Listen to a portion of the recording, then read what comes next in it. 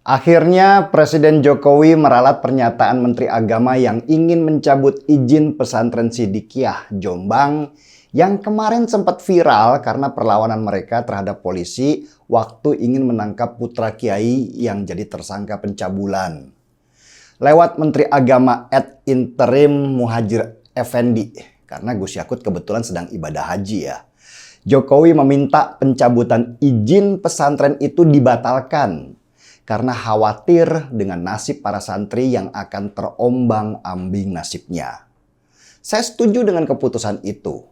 Yang tersangka sudah ditangkap dan seharusnya para santri di dalam pesantren tidak harus bertanggung jawab karena kesalahan beberapa ustadz di sana yang memprovokasi mereka.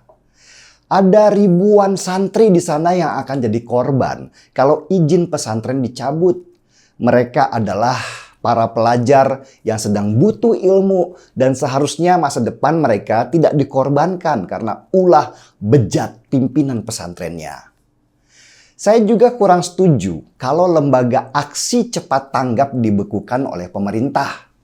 Meski saya setuju kalau izin ACT dibekukan oleh Kemensos, tetapi bisa saja izin itu diterbitkan lagi oleh Kementerian Agama dan ACT menjadi salah satu lembaga amil zakat.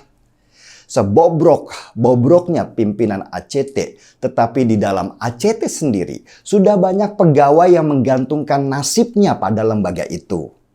Kalau izin ACT hanya dibekukan dan tidak ada solusi buat lembaganya, maka bisa dipastikan akan tambah lagi pengangguran di Indonesia ini.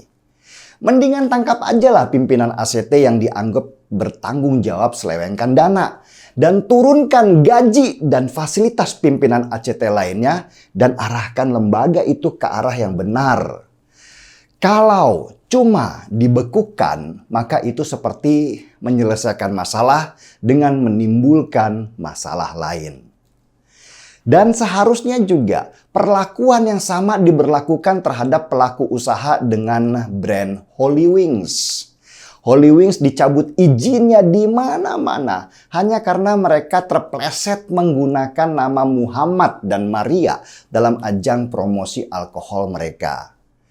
Di kalangan masyarakat yang religius ini, jangan pernah sekalipun menggunakan simbol-simbol kesucian agama sebagai bagian dari promosi karena akan memantik reaksi dan militansi para penganut keyakinan. Cara yang paling baik adalah penjarakan saja mereka yang bertanggung jawab, terutama di level pimpinan. Jangan kemudian menutup usahanya yang jadi periuk nasi banyak orang. Di Holy Wings ada 3.000 karyawan yang periuk nasinya bergantung pada mesin usaha itu. Kalau usahanya ditutup, maka ribuan karyawan itu akan berhenti kerja dengan terpaksa dan bertambah lagi pengangguran yang akan jadi beban pemerintah. Apalagi dalam situasi krisis global seperti ini, ketika harga kebutuhan pokok merangkak naik, orang akan butuh pendapatan untuk makan dirinya dan keluarganya. Kalau ribuan orang itu menganggur, maka mereka akan jadi beban dan mungkin saja akan menjadi masalah baru buat pemerintahan. Dengan adanya Holy Wings, maka ada lapangan pekerjaan baru yang bisa menggerakkan ekonomi, terutama menghadapi situasi sulit seperti ini. Pembekuan operasional pesantren Sidikiyah, ACT, dan Holy Wings sebenarnya mirip dengan pepatah. Kalau ingin membunuh seekor tikus, jangan bakar lumbung padinya. Lumbung padi adalah tempat menyimpan bahan makanan. Dan jangan karena di sana ditemukan seekor tikus, tempat menyimpan makanan harus dibakar karena itu akan merugikan banyak orang. Sebelum membekukan izin operasional sebuah lembaga, sebuah unit usaha, pemerintah pusat maupun daerah seharusnya mengkaji dulu dampak yang akan terjadi. Pembekuan izin operasional seharusnya dilakukan dengan sangat rasional, bukan emosional, apalagi sekedar pencitraan demi memenuhi kepuasan publik. Banyak orang yang nasibnya diserahkan pada satu lembaga tempat mereka bekerja.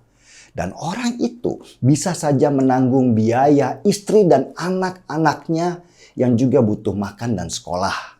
Mereka akan jadi korban demi memenuhi kepuasan publik belaka. Semakin besar negeri ini, semakin kita harus dewasa menyikapi apa yang terjadi. Jangan karena nila setitik rusak susu sebelanga. Karena kerusakan yang tidak diselesaikan sejak awal akan merembet dan menghancurkan apa yang sudah dibangun dengan benar. Saya seruput dulu kopinya.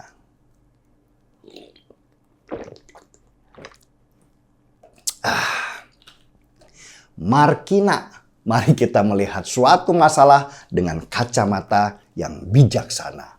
Saya Denny Siregar, kita di acara Timeline.